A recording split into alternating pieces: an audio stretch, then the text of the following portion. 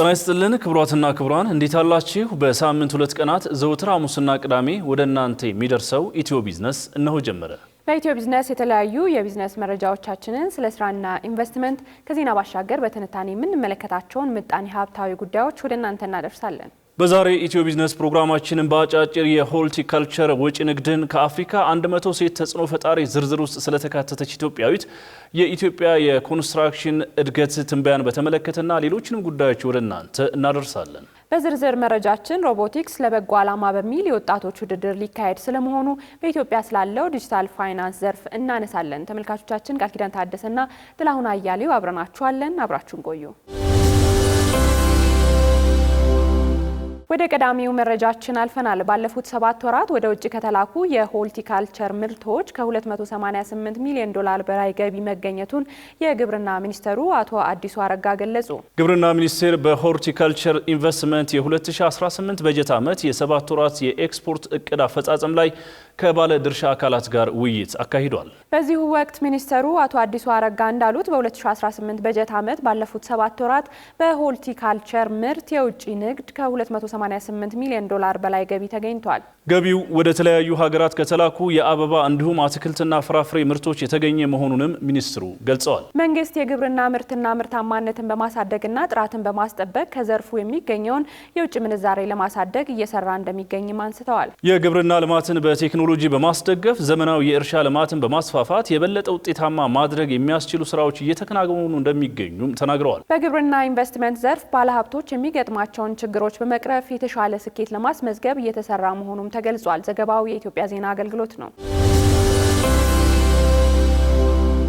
ተመልካቾች ቀጥለናል። ወደ ሌላኛው ወቅታዊ የቢዝነስ መረጃችን እናመራለን። ቤተልሔም ጥላሁን ከአፍሪካ 100 ሴት ተጽዕኖ ፈጣሪዎች ዝርዝር ውስጥ ተካተተች። ኢትዮጵያዊቷ ስራ ፈጣሪ ቤተልሔም ጥላሁን ከአፍሪካ 100 ሴት ተጽዕኖ ፈጣሪዎች ዝርዝር ውስጥ መካተቷን ኢትዮጵያን ቢዝነስ ሪቪውስ ዘግበዋል። በተለያዩ የቢዝነስ ዘርፎች በመሰማራት ስኬታማ የሆነችው ቤተልሔም ጥላሁን በቀጣይ ማርች 8 2026 በሚካሄደው ዓለም አቀፍ አራይዝ አፍሪካ ዊሜን ኦፍ ኢምፓክት አዋርድ እውቅና የሚሰጣትም ይሆናል። በ2005 ሶል ሬበል የተሰኘ የጫማ ቢዝነስ የተሰማራች ሲሆን ምርቷን ከኢትዮጵያ ባለፈ በመላ አፍሪካና ለዓለም ገበያ ተደራሽ በማድረግ ላይ ትገኛለች። ዓለም አቀፍ የስራ ዕድል መፍጠር፣ የራስ አቅምን በመጠቀም የአፍሪካ የቢዝነስ ምህዳርን ማሻሻል በሚሉ ምልከታዎቿም ቤተልሔም ትታወቃለች። ቤተልሔም ጥላሁን የኢትዮጵያ ምርቶች ላይ እሴት በመጨመር ለዓለም ገበያ እያስተዋወቀችም ስትሆን ስኬታማ መሆን የቻለች ኢትዮጵያዊት ስራ ፈጣሪ ግለሰብ ናት። ዘ አራይዝ አፍሪካን ዊሜን ኢምፓክት አዋርድ ስኬታማ ተቋማዊ አደረጃጀት የፈጠሩ እድገት ላይ የሚገኙ ቢዝነሶችን ተጽዕኖ ፈጣሪ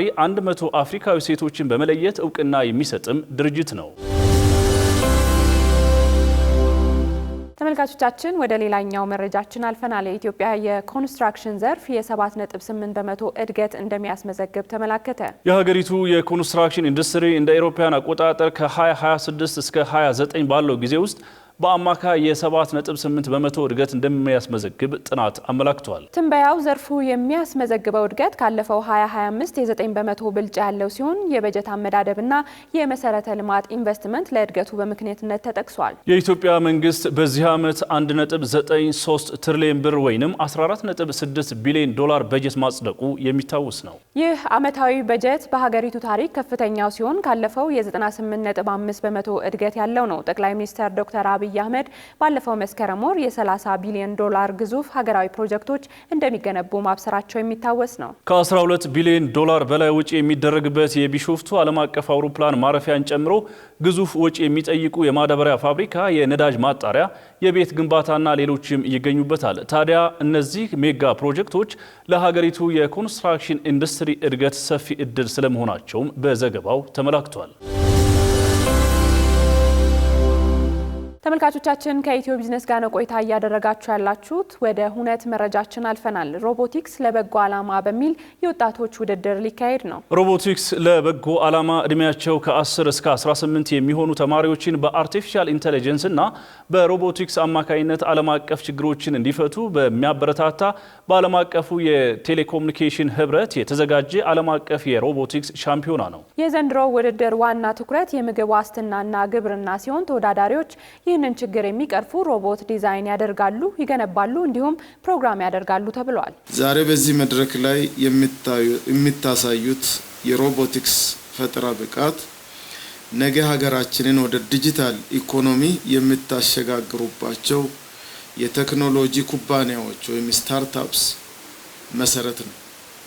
በተለይም ይህ ውድድር በምግብ ዋስትና ላይ ትኩረት ማድረጉ እጅግ የሚያስመሰግን ነው።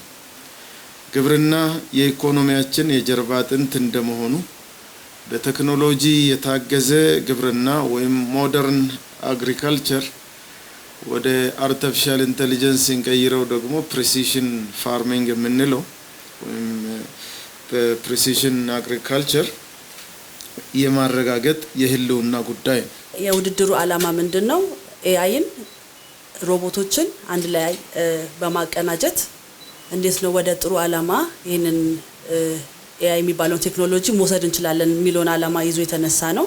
ከቴክኖሎጂ ተጠቃሚ ሀገር ከመሆን ቴክኖሎጂ ፈጣሪ ሀገር ለመለወጥ እንዲሁም ደግሞ የኢትዮጵያ ቴክኖሎጂ ከኢኖቬሽን አዲስ ምዕራፍ ለመክፈት ነው እዚህ የተገኘ ነው። እናንተ የምታለሟቸው ሮቦቶችና የምታበለጽጓቸው የአርቲፊሻል ኢንተለጀንስ መተግበሪያዎች አርሶ አደሮቻችን በትንሽ ድካም ብዙ እንዲያመርቱ ሀገራችንም በምግብ ራሷን እንድትችል የሚያደርጉ የወደፊት መፍትሄዎቻችን ናቸው። ሀገራዊ የማጣሪያ ውድድሩ መጋቢት 19 ቀን 2018 ዓ.ም ወይንም ማርች 28 2026 በአዲስ አበባ በሚገኘው የኢትዮጵያ ሳይንስ ሙዚየም ከጠዋቱ 2 ሰዓት ከ30 እስከ ቀኑ 10 ሰዓት ከ30 ድረስ የሚካሄድም ይሆናል። በዚህ ውድድር ላይ ሁለት አይነት ካታጎሪ ይገኛል። አንደኛው ካታጎሪ ከ10 ዓመት እስከ 13 ዓመት ህፃናቶችን ወይም ታዳጊ ልጆችን የሚይዝ ሲሆን ሁለተኛው ደግሞ ካታጎሪ ሲኒየር ካታጎሪ ይባላል። እሱም ደግሞ ከ14 ዓመት እስከ 18 ዓመት ልጆችን በውስጡ ያቀፈ ነው የሚሆነው።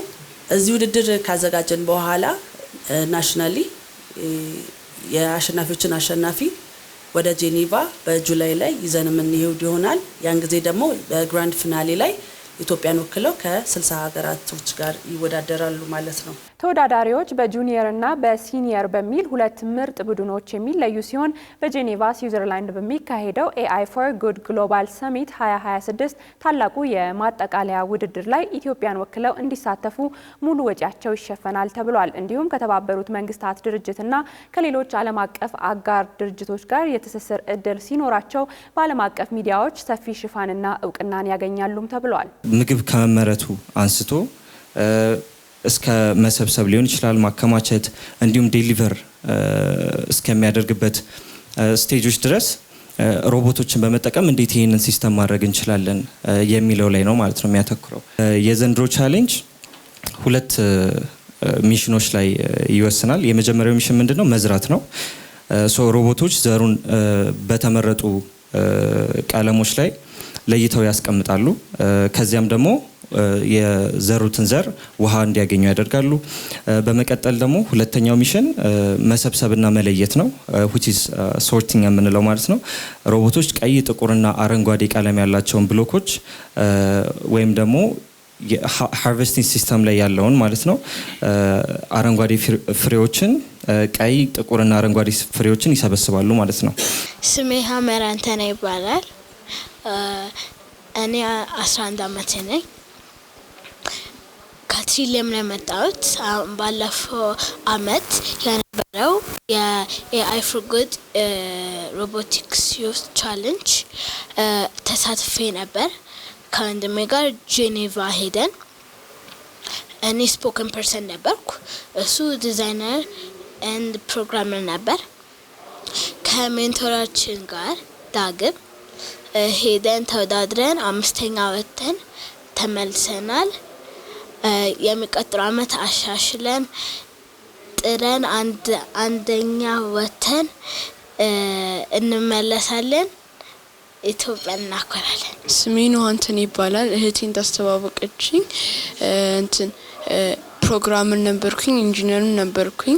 ባለፈው አመት የተካሄደው የሮቦቲክስ ዩዝ ቻሌንጅ በሚገርም ሁኔታ እዚህ አንደኛ ወጥተን ከዛ እዛ ሄደን ፓናማ ጄኔቫ ፓልኤክስፖ ጋር ሄደን ተወዳድረን 5ኛ ወጥተን እና ከዛ አሁን በዚህ መተን እንደገና ለማሻሻል ብለን የዛ ጊዜ የተጠቀምነው ሮቦት ሌጎ ማይስትሮም ይባላል። በጣም የሚደንቅ ነበር ሴቱ። አሁን በዚህ አመት እናሻሽል ብለን ሌላ ሮቦት ልንጠቀም ያሰብን ነውና አሁን ለሚመጣው ውድድር የተዘጋጀን እኔ በኮዲንግ ላይ እሷ ስፖክን ፐርሰን ናት ማለት የምታስረዳለች። እኔ ኢንጂነርና ፕሮግራመር ነኝ። ዲዛይንም ስለማድረግ ከሜንቶራችን ጋር አንድ ላይ ሰርተን ለማሻሻል እንሞክራለን።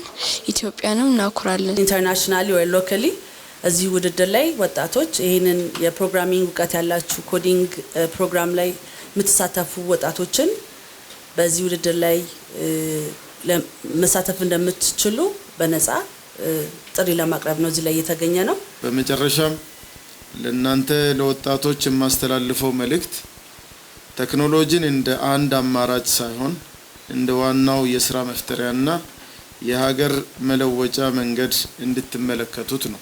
ይህ ውድድር በድል እንዲጠናቀቅና የተሻሉ የፈጠራ ውጤቶች ወደ ቢዝነስ እንዲቀየሩ መንግስት አስፈላጊውን ድጋፍ እንደሚያደርግ ዳግም እያረጋገጥኩ ውድድሩ በይፋ መከፈቱን አበስራለሁ።